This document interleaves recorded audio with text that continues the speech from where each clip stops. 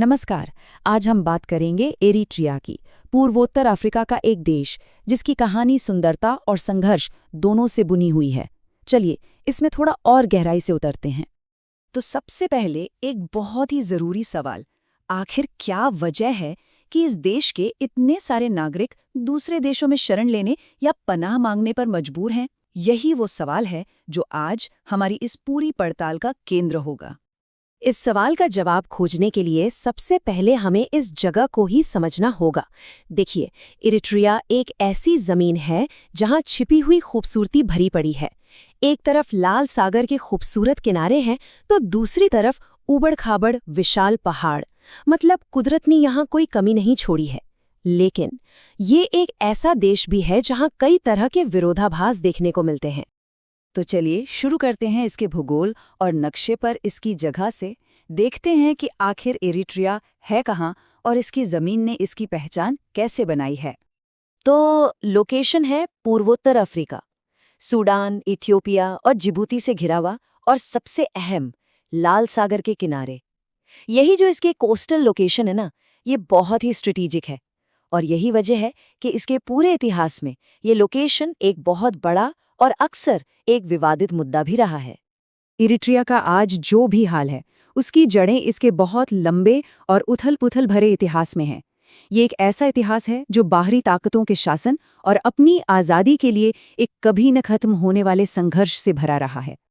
इस टाइमलाइन पर एक नज़र डालिए। सदियों तक यहाँ बाहरी ताकतों का कंट्रोल रहा। कभी ये शक्तिशाली एक्सम साम्राज्य का हिस्सा था, फिर ओटोमन साम्राज्य आया, फिर 1890 में इटली ने इसे अपनी कॉलोनी बना लिया। और कहानी यहीं खत्म नहीं हुई। दूसरे विश्व युद्ध के बाद ब्रिटिश प्रशासन और फिर 1962 में इथियोपिया ने इस पर कब्जा कर लिया, और इसी कब्जे ने स्वतंत्रता के लिए 30 साल लंबे और खूनी युद्ध को जन्म दिया। तो सवाल उठता है कि इस प्राचीन भूमि पर रहने वाले लोग कौन हैं, कैसी है वहाँ की संस्कृति। 2022 के आंकड़ों के हिसाब से यहाँ की आबादी करीब 36 लाख है। मतलब इस इलाके के हिसाब से देखें तो ये एक छोटा देश है। आबादी भले ही कम हो, लेकिन यहाँ एथनिक डाइवर्सिटी कमाल की है। जैसा कि हम देख सकते हैं, तिग्रिन्या और तिग्रे ये दो सबसे बड़े समूह हैं, लेकिन इनके अलावा भी कई और समुदाय हैं जो सब मिलके इरिट्रिया की मिलीजुली संस्कृति को बनाते हैं। और ये डाइवर्सिटी सिर्फ लोगों में नहीं, बल्कि भाषा और धर्म में भी साफ दिखती है। यहाँ तिग्रिन्या और अरबी सबसे ज्यादा बोली जाती हैं, पर कई और भाषाएं भी हैं। धर्म की बात करें तो ईसाई धर्म और सुन्नी इस्लाम ये दो प्रमुख धर्म हैं। और दिलचस्प बात यह है कि इनके साथ साथ कई पारंपरिक मान्यताएं भी आज तक जिंदा हैं। देखिए, सिर्फ आंकड़ों से परे देखें तो यहाँ एक बहुत गहरी सांस्कृतिक विरासत है। खासतौर पर कहानी सुनाने की कला, जिसे स्टोरी टेलिंग कहते हैं, उसकी परंपरा यहाँ सदियों पुरानी है, जो आज भी इनके लिटरेचर में जिंदा है। अच्छा, अब जरा इकोनॉमी की बात करते हैं। आज़ादी तो मिल गई, लेकिन उसके बाद देश ने आर्थिक मोर्चे पर कैसा काम किया है, क्या चुनौतियां हैं? ये चार्ट एक बहुत बड़ी आर्थिक मुश्किल को साफ साफ दिखाता है।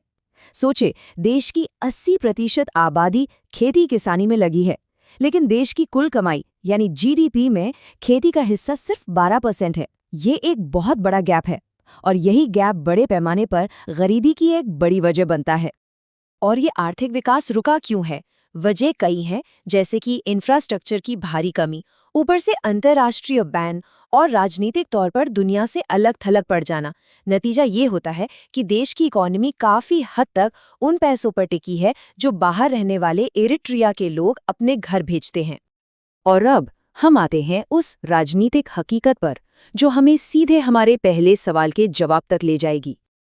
1993 में देश आज़ाद हुआ। तब से लेकर आज तक एक ही राष्ट्रपति है, एक ही पार्टी है, और कोई नेशनल इलेक्शन नहीं हुए।